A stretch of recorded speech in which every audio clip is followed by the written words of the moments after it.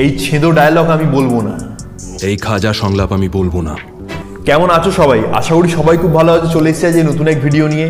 তো আজকে আমরা এই ভিডিওতে যে সিনেমার ট্রেলার নিয়ে কথা বলবো সেই সিনেমার নাম হচ্ছে বাদামি হায়নার কবলে, আরও ভালোভাবে বলতে গেলে স্বপন কুমারের বাদামি হায়নার কবলে। তাহলে চলো শুরু করা যাক।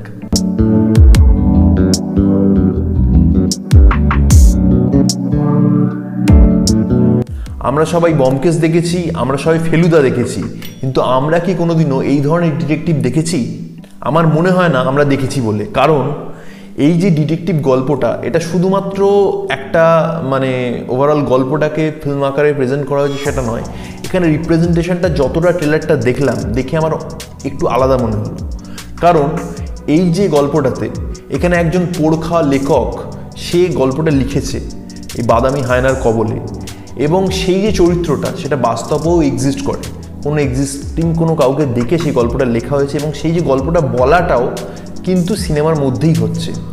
এবং সে কিভাবে গল্পের হিরো থেকে শুরু করে বাস্তবের হিরোতে পরিণত হয় সেটা নিয়েই পুরো ওই সিনেমাটা।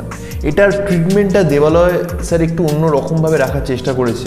তিনি যেভাবে আগের গল্পগুলো বলেছেন তার থেকে এটা রিপ্রেজেন্টেশন কিন্তু অনেকটাই আলাদা। এখানে কিন্তু একটা কমার্শিয়াল একটা অ্যাঙ্গেল কিন্তু ফুটে উঠছে, কারণ এখানে আমরা ডিটেকটিভকে অ্যাকশন করতে দেখতে পাবো। এক হাতে টর্চ, এক হাতে বন্দুক, এই দুটোর কম্বিনেশন নিয়ে সে কীভাবে শত্রুদের সাথে লড়ছে এবং বাদামি হায়নার সাথে কীভাবে লড়ছে সেটা কিন্তু এই গল্পটাতে দেখার। এবং এই যে গল্পটা এখানে বলা হচ্ছে, এখানে পরাণ বন্দ্যোপাধ্যায় তিনি আবির চ্যাটার্জিকে বলছেন, যেখানে সে এমন একজন বটতলার ডিটেকটিভের কথা বলছে যে অন্যায়ের বিরুদ্ধে লড়ে, বিভিন্ন ধরনের কেস সাসপেন্সিং কোনো কেস থাকলে সেটাকে সে অ্যাকসেপ্ট করে। এবং পাশাপাশি এই যে গল্পটা যাকে বলছে, কোথাও না কোথাও এই পরাণ বন্দ্যোপাধ্যায় সেই গল্পটাকে আবার নিজের লেখনীর মধ্যেও কিন্তু প্রকাশ করেছেন।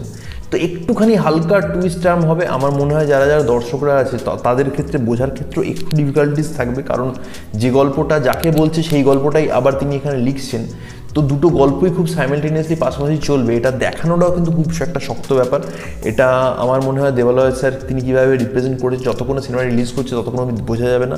এবং আমার এই যে গল্পটাতে সেই রকমভাবে আমি খুব যে বিশাল কিছু এক্সাইটেড আছি বলবো সেটা কিন্তু নয়। এই সিনেমাটা হলেই রিলিজ করছে এবং এটা ভেঙ্কটেশ ফিল্মসের একটা আলাদা ভেঞ্চার, হইচই স্টুডিওস বলে একটা নতুন ভেঞ্চার খুলেছে, যেখানে ভালো কিছু সিনেমা, ভালো কিছু ছবি, অথচ কম বাজেটের ছবি, সেই সব সিনেমাগুলোকে এখানে রিলিজ করা হচ্ছে। তো তার মধ্যেই প্রথম যে সিনেমাটা আসতে চলেছে সেটা হচ্ছে বাদামি হায়নার কবলে, এবং এটা সামনেই রিলিজ হচ্ছে। এবং তোমরা যারা যারা এই ট্রেলারটা দেখেছো তারা কমেন্ট সেকশনে জানিও তোমাদের কেমন লাগলো। তোমরা কি সত্যি এক্সপেক্ট করে আছো নতুন কিছু দেখার জন্য বা নতুন কোনো ডিটেকটিভ গল্প শোনার জন্য? সেটা তোমরা কমেন্ট সেকশনে জানিও। তো দেখা হচ্ছে পরের ভিডিওতে। ততক্ষণ তোমরা সবাই ভালো থেকো, হ্যাপি থেকো অ্যান্ড স্টে ফিল্মি।